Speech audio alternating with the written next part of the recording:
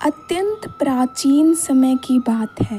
एक नगर में एक बुढ़िया रहती थी। वे प्रत्येक रविवार को सूर्य भगवान का व्रत रखती थी।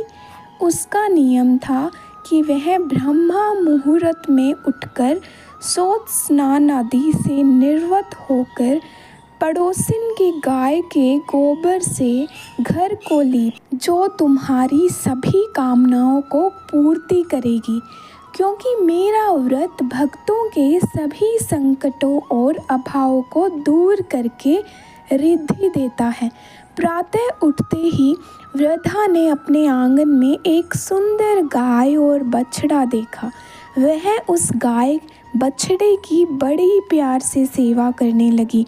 वह गाय विशेष गुणों में संपन्न थी। वह सोने का गोबर करती थी। संयोग से उसके प्रथम गोबर त्याग को ईर्ष्यालु पड़ोसिन ने देख लिया। फलत वह ताक में रहने लगी और जैसे ही गाय गोबर करती, पड़ोसिन उसे उठा ले जाती और उसके स्थान पर उसकी गाय का गोबर रख जाती।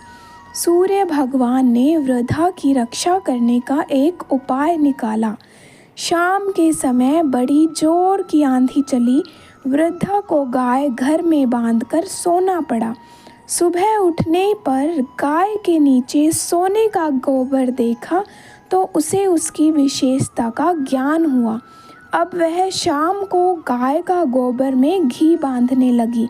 ईर्ष्यालु पड़ोसन ने इस प्रकार जब अपने को सोने से वंचित होता देखा तो उसने राज दरबार में जाकर राजा को सुनाया कि मेरी पड़ोसिन की गाय सोने का गोबर देती है, वह तो आपकी गौशाला में रहनी चाहिए। राजा को बात जन गई। उसने तत्काल सिपाहियों को भेजकर गाय खुलवा मंगवाई। वृद्धा के रोने धोने का राज कर्मचारियों पर कोई असर नहीं हुआ। वह शनिवार की शाम थी। दूसरे दिन रविवार था। वृद्धा गाय के वियोग और गोबर के अभाव के कारण उस दिन घर आंगन न लीप सकी, न भोजन बना सकी और ना ही सूर्य भगवान को भोग लगा सकी।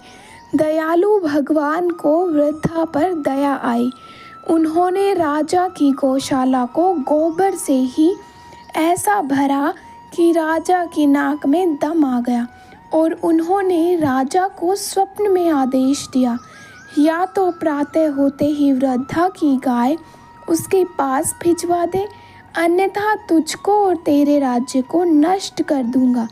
सुबह होते ही राजा ने सम्मान गाय वृद्धा के पास भेज दी और राज्य में घोषणा करा दी कि जो कोई भी सूर्य भगवान की भक्तिन वृद्धा को किसी भी प्रकार से सताएगा, उसको कठोर दंड दिया जाएगा।